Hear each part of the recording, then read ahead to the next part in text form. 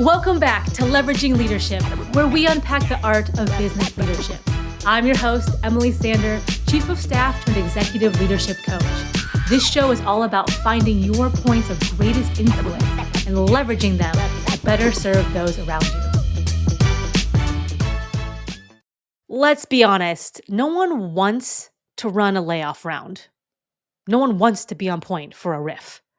But if you're in the room where decisions are happening, especially as chief of staff, you might very well be in this position.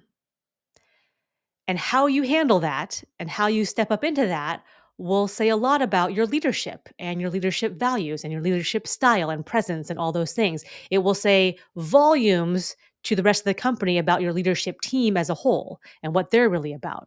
So I wanted to do an episode, and this might turn into two because this is a large topic, an episode or two here on layoffs.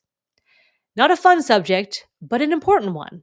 If and when this does happen for you, you want to be able to do it well. Throughout my career, I've been involved, unfortunately, in various companies at various leadership roles in layoff rounds and reductions in force, where, okay, we're doing some cuts.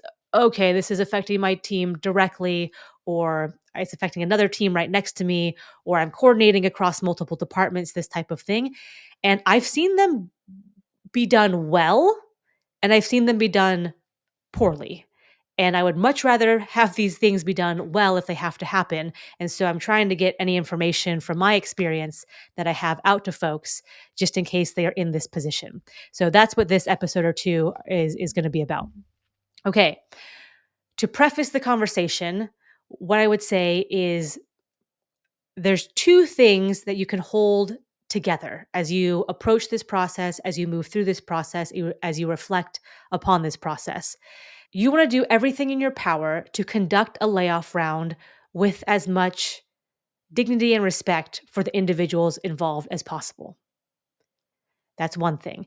The other piece of it is layoff rounds and reduction in force, while not a pleasant thing, they do happen in business.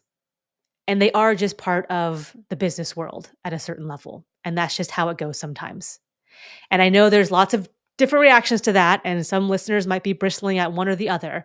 And I think sometimes it's a lean towards this side, and sometimes it's a lean towards that side. But I feel like it's always holding both together. And I think you can do both together. So I just wanted to preface the conversation with that general philosophy, if you will. That's just my general philosophy and guideline going into these things. All right. Starting at the beginning is the decision of whether or not to do a layoff round at all. And this is an important decision, one of many critical decisions that a CEO, a chief of staff, a leadership team member will have. My general approach is to use layoff rounds as the last resort.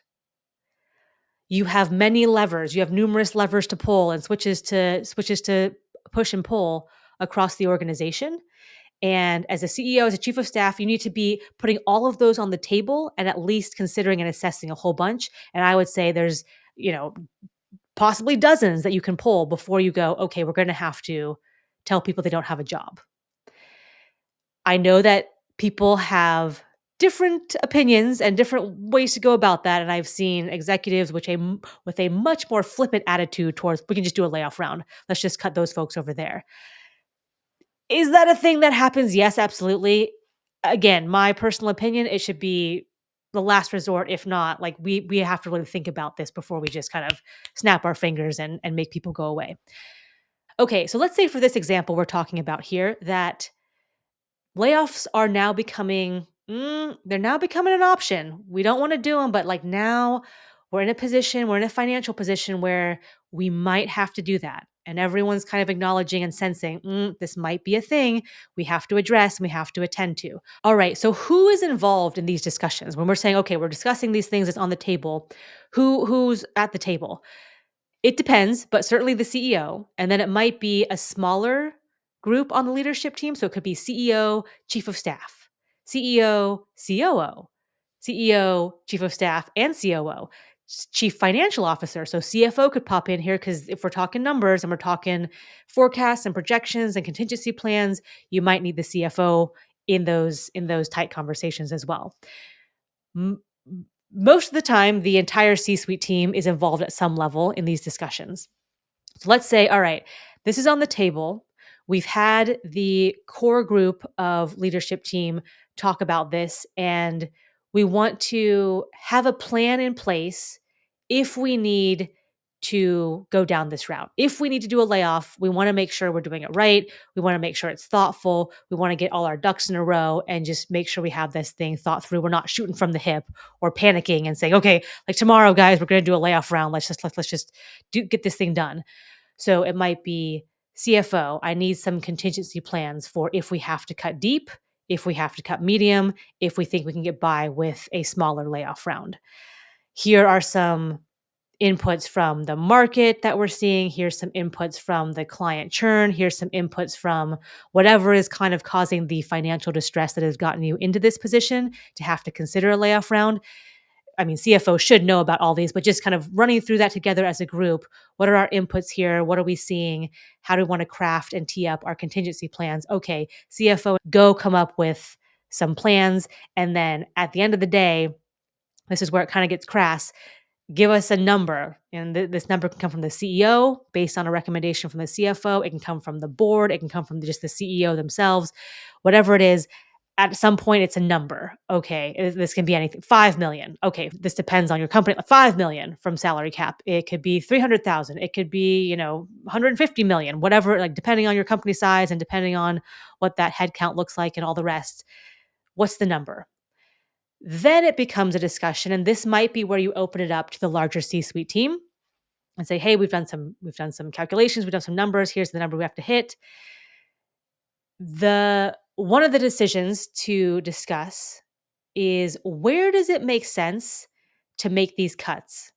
If we're looking across the business, where does it just make sense as a business, as an overall business, to make these cuts? Maybe it's from one area of the business. It's from engineering. Maybe, oh, we have an overstaffed sales force. Let's cut some sales folks. Maybe it's, hey, we need to consolidate some of our customer service teams. Okay.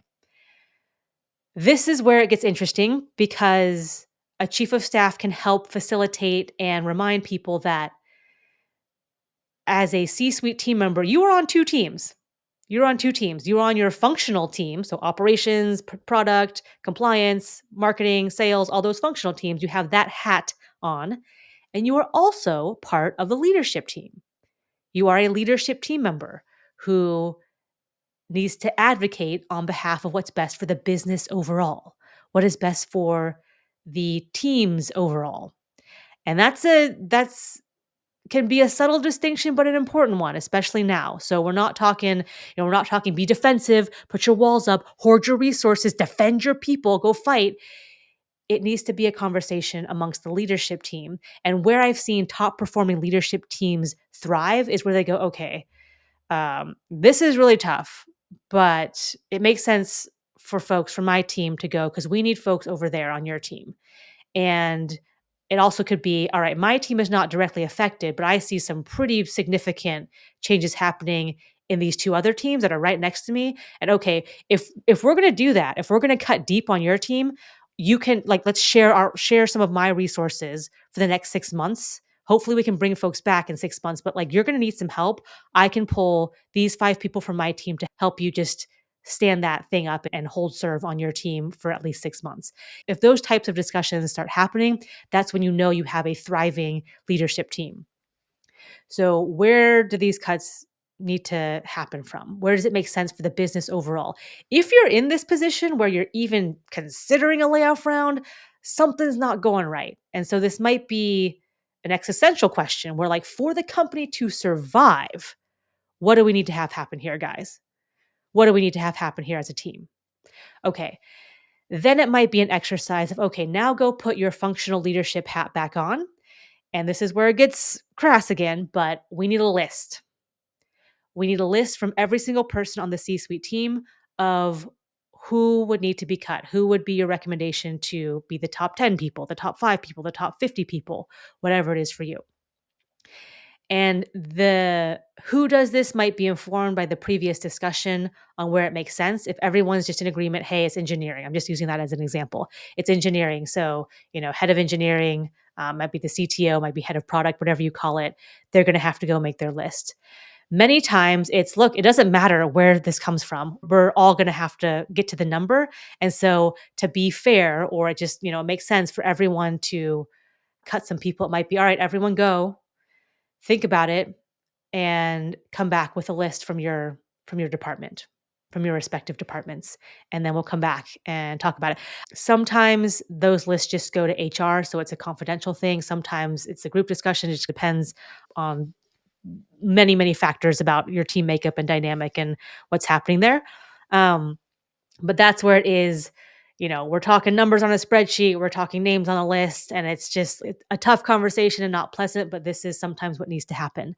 So those discussions have happened. The list has been done. Okay, now it gets to the point of, do we tell people?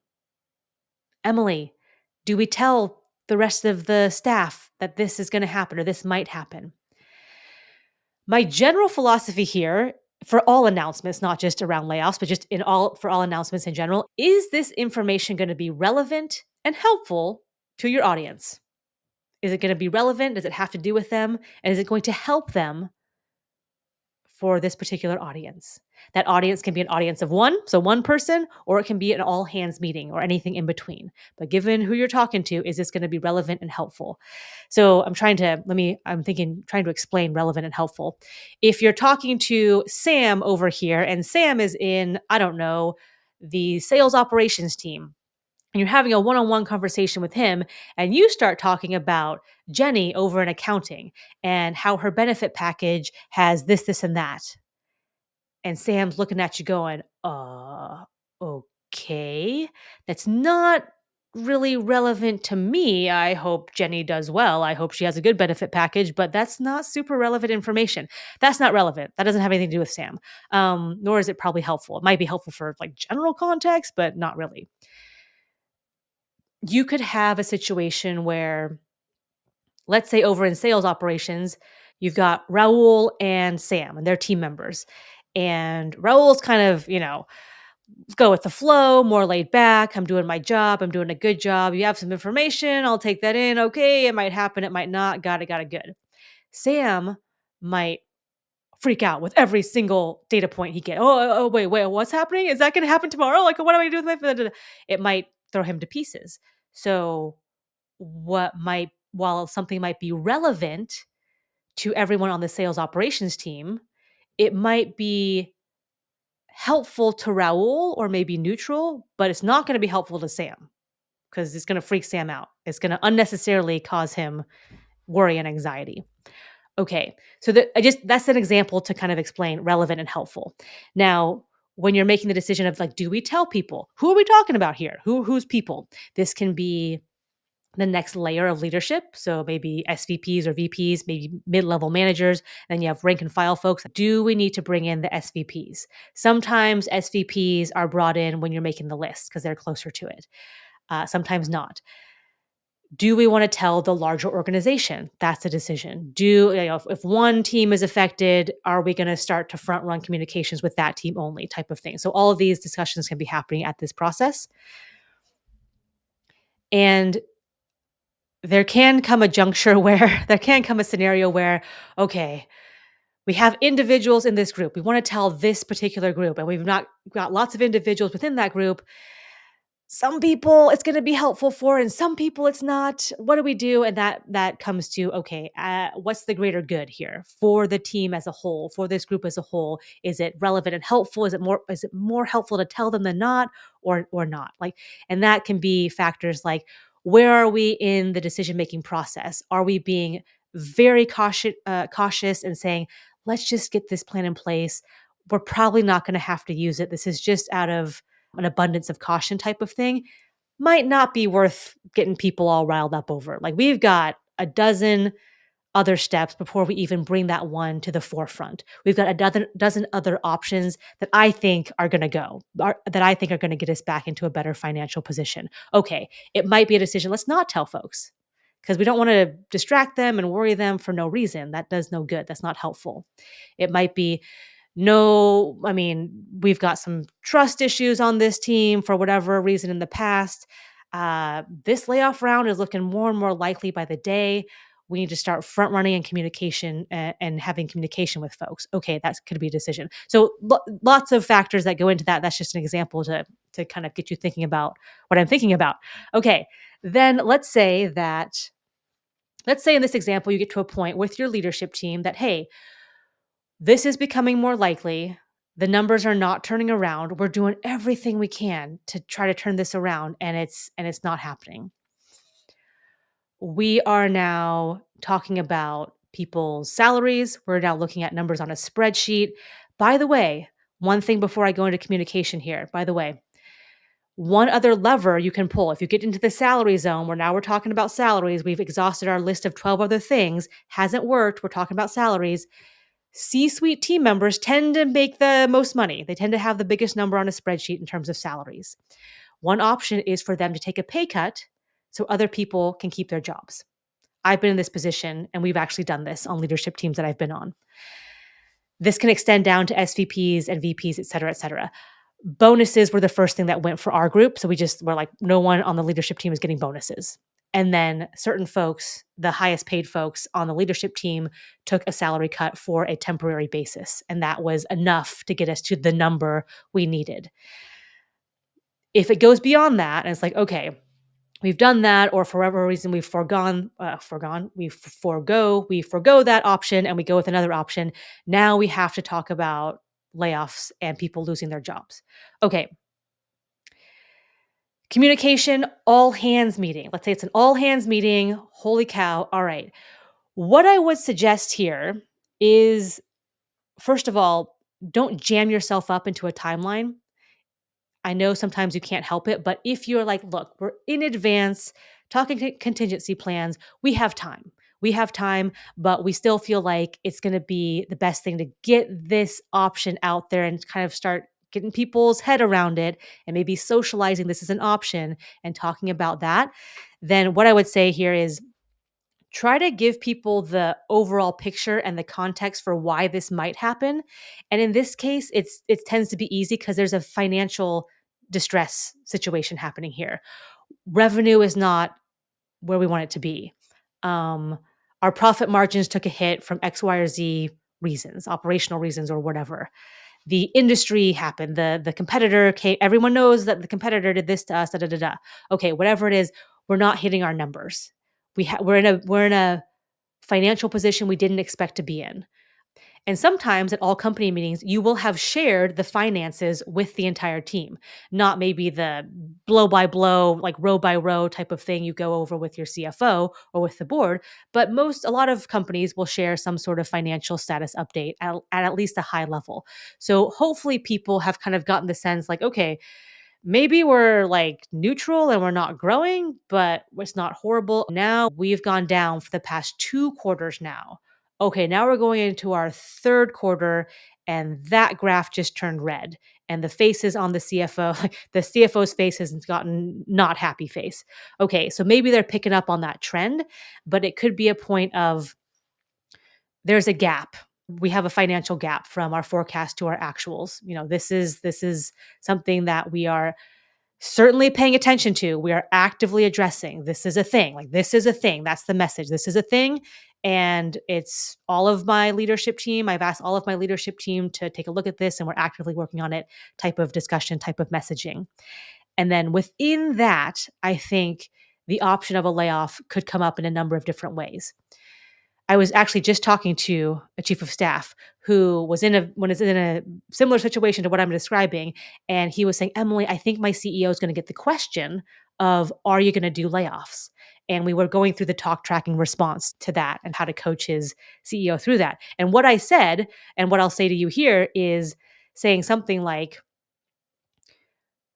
as we've just seen, we're not in the financial position we would have liked. We thought, the product was going to do this, this, and this. We thought this was going to turn around faster than it did, whatever it is. And so now we're looking at all options. Now we're looking at all options is a phrase you can put out there. Layoffs are one of those options. They are the absolute last option in my book. I'm actively working with my team on all these other things. And if you have specifics of 1, 2, here's the first 2 things that we're trying to do and that we're actively working on, you can describe those things and talk a little bit about what you and the team or what this other leadership team member is doing, what have you. But say, we're working on this and here's the next step on this, this, and this. And I've asked Carrie to go take care of this for us. And those are the things that we're doing. We're looking at all options on the table. And if you want to go further into that, you might say something like, right now, I would say layoffs are very unlikely, and be careful with your description here because people are going to hold you to that. But if you're like, they're unlikely, then say, right now at this point, everything I'm looking at right now says they're unlikely, and we're going to go through these traps and go through these open switches before we get there. But we are looking at all options at this point. And if that's truthful, and if that's where you are, and that's the discussions you're having with your leadership team, I think sharing that general sentiment and general notion with the larger group is fair and reasonable, and it could be relevant and helpful for them. And again, you can nuance that and kind of change it to whatever your situation and scenario is.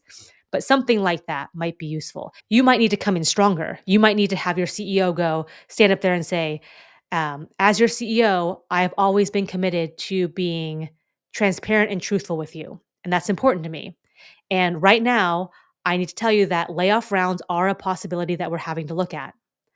I don't like that. I don't like to be in that position. And I am actively pursuing every other option we have. And I have asked every single person on my leadership team to work on this and this. So option A and option B. And we are actively pursuing these things. I have asked and specifically go through kind of what's happening there. Talk through, here are the factors at play here. Here's what we're looking at to make this decision. Here's what needs to happen in order for us to not have to go down the layoff path. Here's what you can do if there's any specific action the audience can take. They love that because you've just given them some news. It causes energy in them. It causes anxiety and concern. Okay, what do we do? How can we help? How do we channel this energy that we have? So it might be a specific task or a new task or an additional task people can do.